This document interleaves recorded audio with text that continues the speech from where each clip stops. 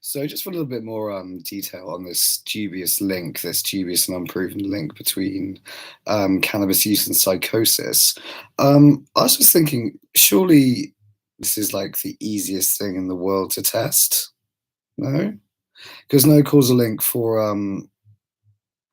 cannabis causing psychosis has ever been established in the literature, only sort of a correlation really between daily use of cannabis and or use of high potency cannabis has been linked to psychosis or schizophrenia. However, surely if you just got a load of psychosis patients and gave them cannabis and then compared to them to a control group whom you did not give cannabis to, and see in which group has the worst symptoms, or in which group the symptoms are worsened. Surely that's the first place to start with any bit of research on that, of that nature. Surely, because I'm a little bit stoned at the moment, and I feel very unpsychotic. Well, I don't know, like what does psychosis even amount to? I mean, I've been arguing this point with people on this Facebook group for medical cannabis now, and they're sort of like saying about some email I sent to the Sapphire Clinic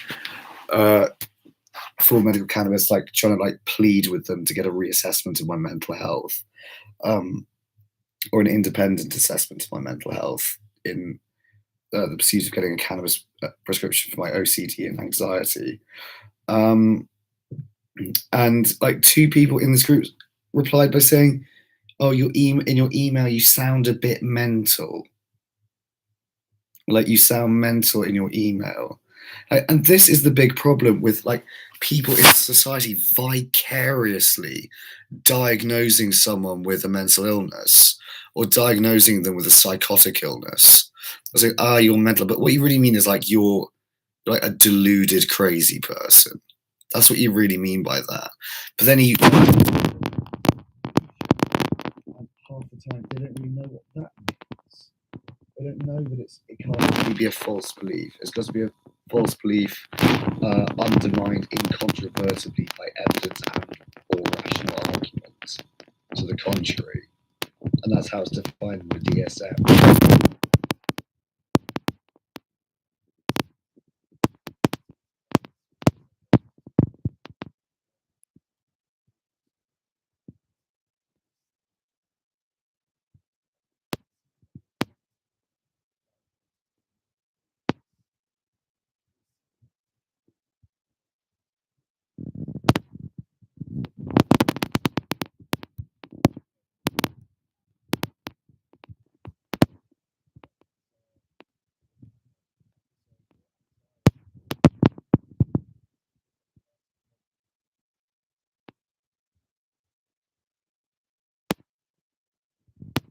Like, psychosis is a really, really extreme mental illness.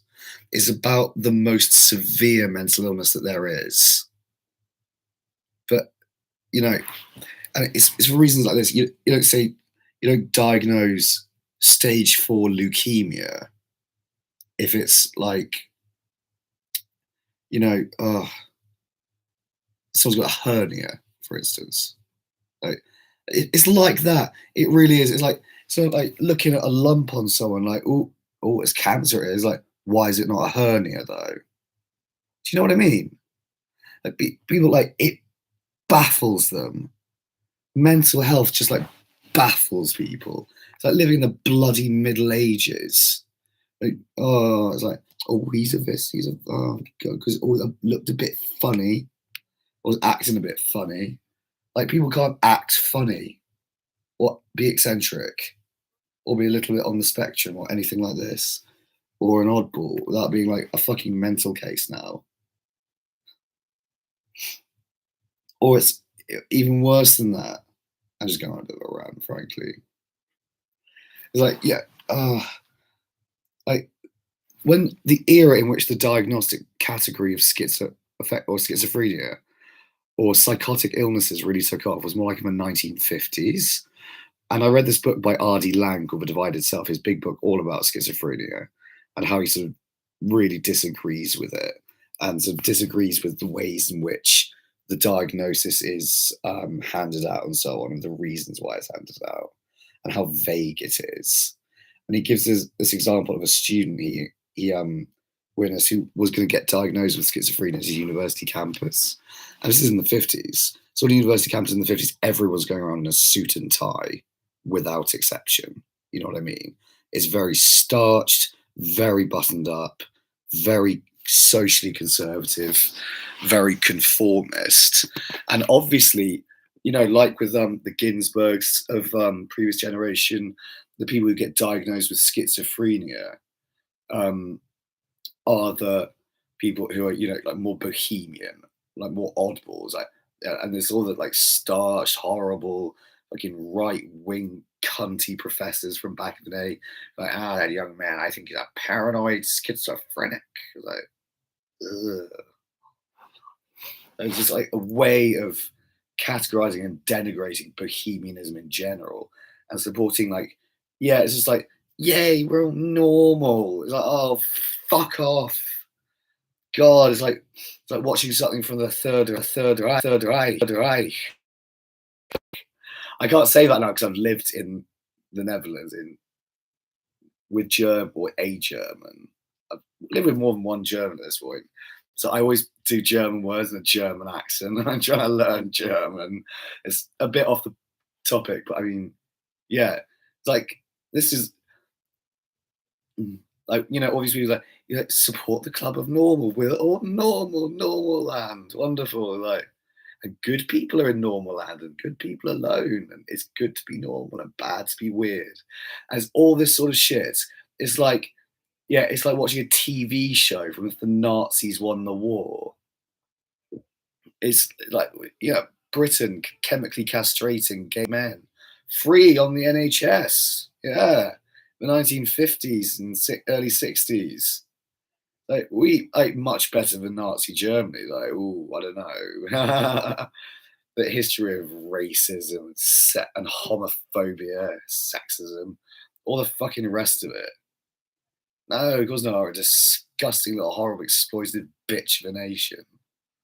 And what we were doing led directly to World War One, straight to it. We wanted those patents, those trademarks from German big pharmaceutical companies for heroin, morphine, and cocaine. That led to the war. People knew that at the time. That is the real history of it. I digress. The fight against bullshit, nonsense, pseudoscience in this bit of medicine, it's tiring. It's really tiring. It's exhausting. And having to argue seemingly ad nauseum against pricks on the internet who, oh, I'm not going to budge in my opinion. They're not going to budge in their opinion. Or I'll just like get around it and return to a point that wasn't even there in the beginning. And meh. And like, oh, fuck off. Like, oh, you're normal. Oh, well done for being normal. Well done for being average, sitting in the middle and not wanting to stand out. Good for you. And where the fuck even was I? Tired.